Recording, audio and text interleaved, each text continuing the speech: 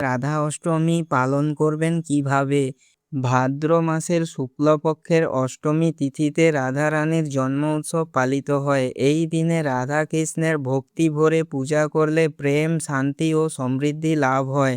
ভোরের ব্রহ্ম মুহূর্তে উঠে গঙ্গা জলে স্নান করুন।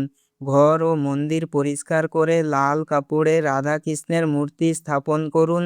দীপ জ্বালিয়ে ফুল, ধূপ, মিষ্টি, তুলসী পত্র দিয়ে পূজা করুন।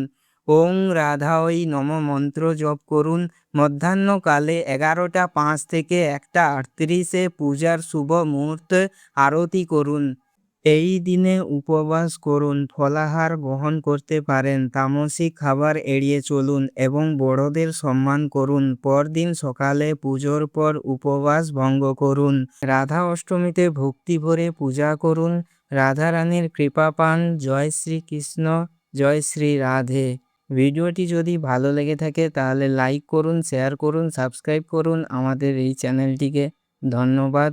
রাধে রাধে।